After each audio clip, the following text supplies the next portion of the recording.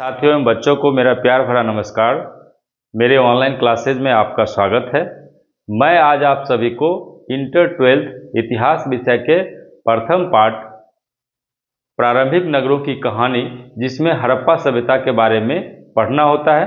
तो हड़प्पा सभ्यता के कुछ प्रमुख नगर हैं, जिन नगरों में से एक महत्वपूर्ण नगर है लोथल।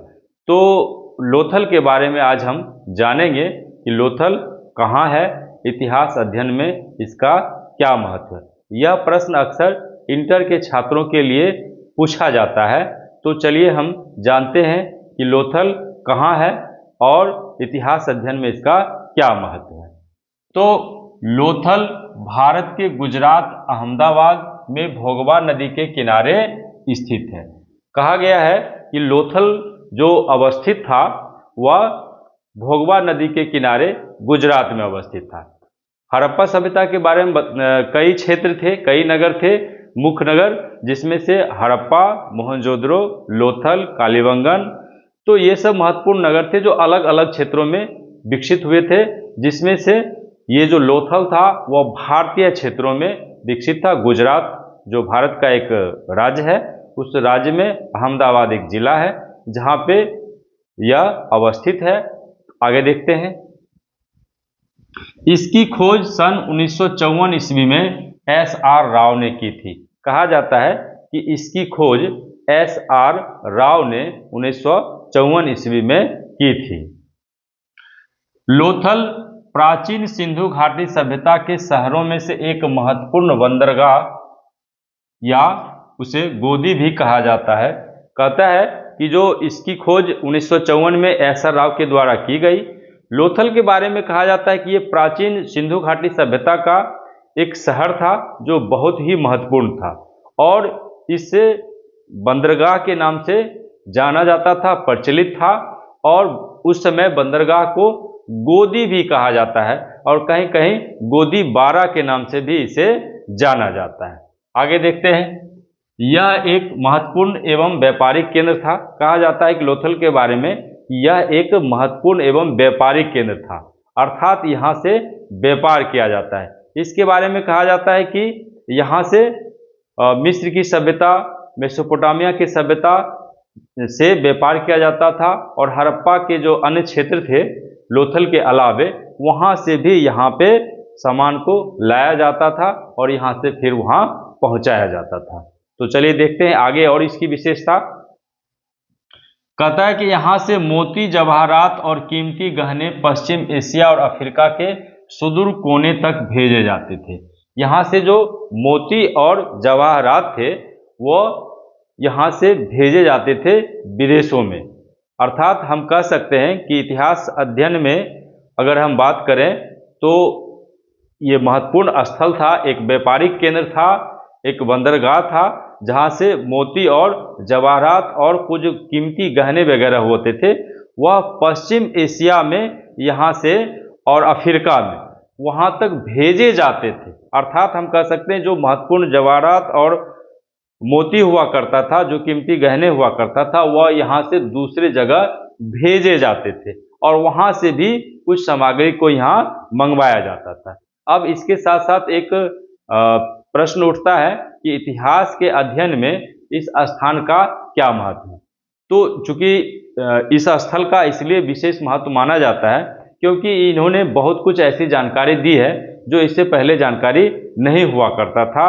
और इस स्थल का एक विशेष महत्व इसलिए भी है क्योंकि यहाँ से कुछ ऐसे प्रमाण मिले हैं, कुछ ऐसे चीज़ों का साक्ष्य मिले हैं जो अन्य जगह पे नहीं मिले हैं और इतिहास के लिए, आगे की जानकारी के लिए यह बहुत ही महत्वपूर्ण था। तो इन चीज़ों के आधार पर ही कहा गया है कि इतिहास अध्ययन में इसका महत्वपूर्ण स्थान है। तो देखते हैं कि क्या क्या यहाँ से प्राप्त हुए, कुछ महत्वपूर्ण जानकारी देखने की कोशिश करते हैं। तो देखते हैं। इतिहास अध्ययन में इस स्थान का इसलिए महत्व है क्योंकि यहाँ से अनेक पुरातात्विक सामग्री जैसे मनका, कहता है कि यहाँ से जो पुरातात्विक सामग्री मिली है उसमें मनका सबसे महत्वपूर्ण माना गया क्योंकि मनका का यहाँ कारखाना प्राप्त हुआ है, साक्ष्य मिले हैं उसके।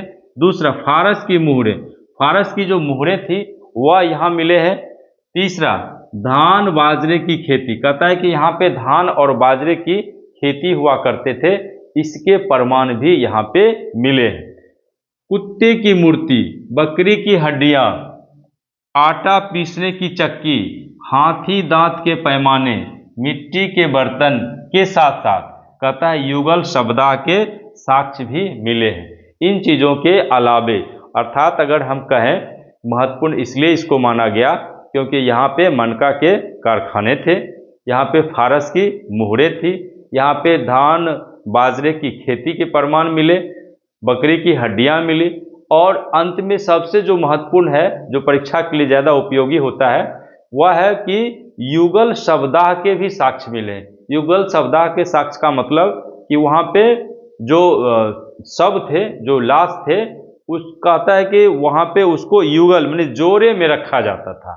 अर्थात ये इसलिए महत्वपूर्ण है क्योंकि अक्सर आप देखेंगे सुनेंगे कि लाशों को अकेले अकेले रखा जाता है, लेकिन यहाँ पे शब्दाह का ऐसा साक्ष्य मिला है जिसमें युगल रूप में मिले हैं। तो इस तरह से यह इतना महत्वपूर्ण है। तो एक बार हम फिर से संक्षिप्त में कह देना चाहते हैं कि लोथल भारत के गुजरात अहमदाबाद में भोगवा नदी के किनारे स्थित है।